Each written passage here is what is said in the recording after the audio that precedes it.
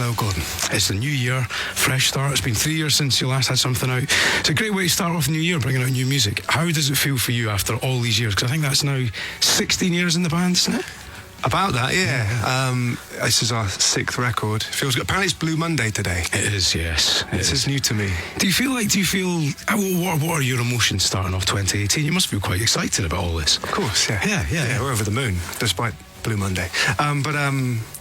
I don't know. Yeah, 6th record. We're immensely proud of our longevity. You know, we're still here. But I think this record feels vital and exciting, and we just can't wait for people to hear it. It's still a buzz, you know. Yeah. However weary you can get sometimes at doing this for so long, you know, on the bad days. But it's still a buzz to give people new stuff. It's incredible to think about it. 16 years as a band. That, you know, you'd be legal to vote if you were a human being as a band. And it's quite mad to think that, because it doesn't seem to happen as often as that, to have that longevity in music. So what do you think the secret is? What has been the secret for Editors? I think it's you should ask some of our fans, but I think it's a combination of I hope good songwriting and being good on stage, you know. I think even when our records have resonated less with, I don't know, certain media or whatever, when we've played live, people believe it and they found something to love in what we do. So that's always been there, and our live kind of following has grown and grown and grown and grown. So how you know, with a new record, I hope it does really well. But yeah, I think that's what people respond to. The album's called Violence. We had Vaccines another day, and they've got a new album coming called Combat. Called Violence. Yeah, no. Called Combat Sports. So we've got Combat Sports and Violence. And is this all just a response to the mad world that we're living in at the moment, do you think? And is it something that's really inspired your songwriting? It's in there, absolutely. Yeah. You know, it's in there. I felt like this record, when I was thinking, it takes me a while to figure out what the songs mean and where they've come from. And, you know, I don't write the songs with any kind of, I don't know, there's never a big story behind it. I go kind of my instincts, and I try to write lyrics that will kind of provoke an emotional response and kind of resonate with people, yeah, I guess kind of on the inside. But when I sat back and thought about a lot of these songs, a lot of them, they seem to have this thread of striving for some kind of human connection, some kind of intimacy, be that physical or kind of friendship, as a means of escape from things that are going on outside of your room. Tell us about the first single then. It's called Magazine. Tell me where you wrote it and what the inspiration was when you started writing that. Well, Magazine is a funny one, because Magazine is one of the songs that we wrote for, I think I wrote it just after our 3rd record. So this is one of those songs that has a bit of a... It's been around. Yeah, well, we never finished it. You know, we tried with Flood, making that aborted 4th record when it fell apart for a bit, and we went through a divorce, and it kind of keeps rearing its head. And something happened with the chorus in the making of this record. It all kind of clicked into place, a kind of eureka moment, I guess. So it's a song that's been in the background for a long time. It's a kind of a, I mean, I'm kind of scared of saying it's a political song, but it kind of like pokes fun, I say, at kind of like figures of power, you know, and that kind of like empty posturing and, yeah, bravado, that kind of like, yeah, showmanship isn't believable. Saying what you need to say to get the votes, you know what I mean? So there's an awful lot of it at the moment as well, isn't there? Sure, you know. That's where music's important as well, I suppose. Yeah, so it's a slightly tongue-in-cheek. I say yeah about 6 times. But yeah, that's where it comes from. Well, Tom, I know an awful lot of your fans are listening tonight, waiting to hear this for the first time.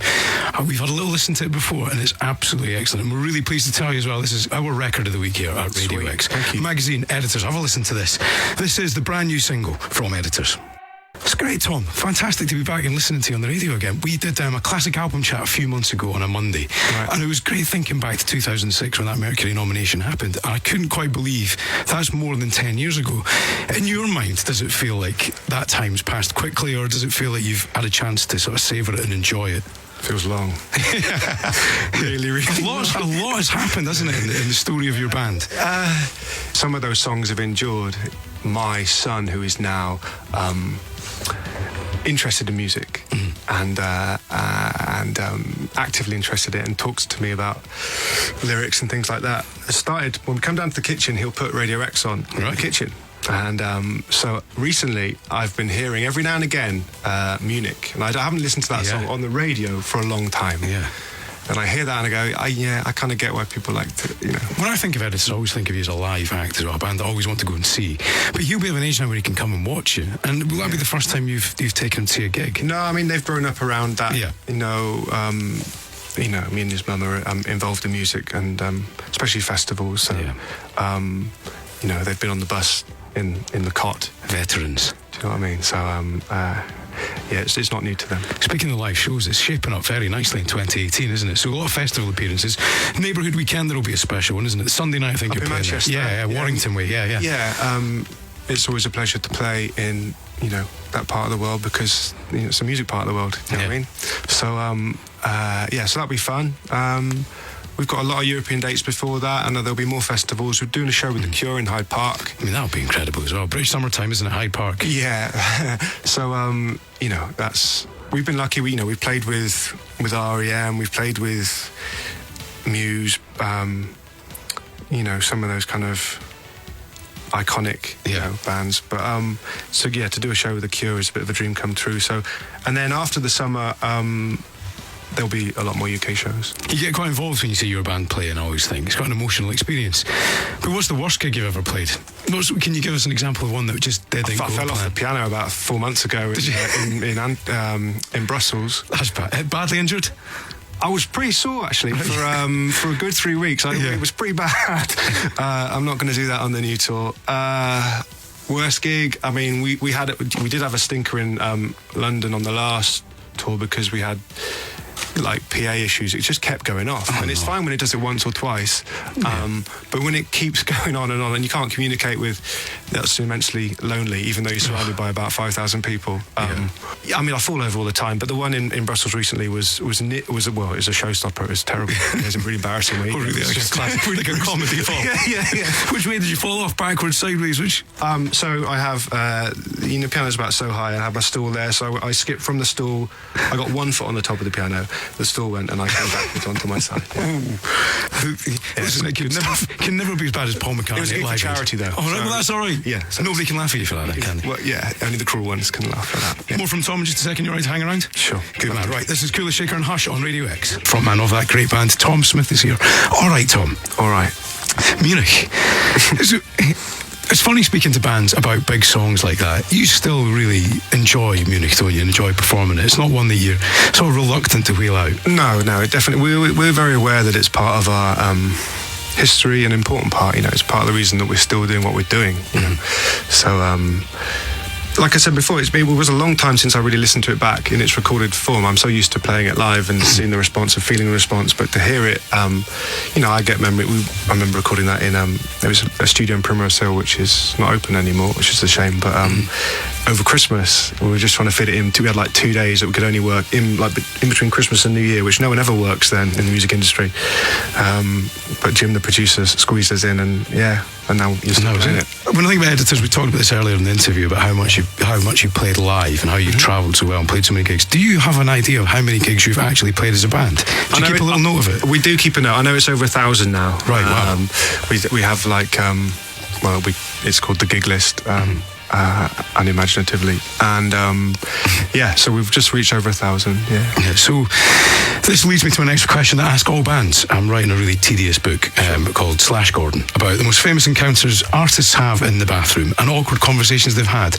Tom, would you please add to our book with a story to add to Slash Gordon? Have you had any? I can't think of too many things in the actual toilet itself, but I have been refused entry to a toilet. No way. Because there was somebody in there that I wasn't allowed to have a pee next to. Sometimes at festivals, artist security can be quite heavy-handed. Yeah. So there was one in France we did where we were sharing a bill with Beck and his security guard. You're not going in there. What else was he up to in there? I don't know. Yeah. I'm not allowed next to Beck. This is not fair. He probably doesn't even know about it, but his security wouldn't let me in. I noticed that you've got some really intimate shows to play in March. Yeah. How well prepared are you for them? If your rehearsals are going now Are you ready to go on stage tomorrow? No. Or is there a bit of work to be done? No, it takes a while. I mean, this record as well is quite... it's quite electronic. I mean, I think with this album, we've managed to fuse the kind of guitar-y band nature of the band with the electronic side of things better than it feels kind of more honed than it's ever been before. I think we've done that well. So, but to then recreate that on stage takes a bit of thought and time. So, no, we're not ready yet. I know you're really interested in the visual side of it as well. You know, you always have amazing pictures with editors. How far are you going to go with it this time? And is there somebody that can tell you that's kind of a bit of Spinal Tap? Is there somebody in the band that can say no? I trust our instincts on that, but we work with a guy called Mr Rezvani who kind of does our videos and our photos, and he's been part of the band now for, I don't know, maybe 3 or 4 years actually. And we trust him and we're comfortable with him, so he takes us to places that I don't think we would go to with someone that you're meeting for the first time. We know, sure. And so we've been under a rain machine, we've been in a water tank, we've been. There's been more nudity than, I wouldn't say naked. Have you said no at any point? No, we haven't said no yet. Yeah. We kind of just trust him. I don't know, like, it's nice to have someone that you trust that kind of pulls you into a new place. And that side, the visual side of the band, I don't know. Yeah, he's a genius. He's a talented man. So, Tom, it's great to see you. Very excited about seeing you live this year as well. Cannot wait to see you up at Neighbourhood Weekend. That'll be a special one. And on tour as well. Tom Smith, thank you very much for coming in. Thank you for having us. The new song is brilliant. It's our record of the week. Make sure you check it out. Magazine.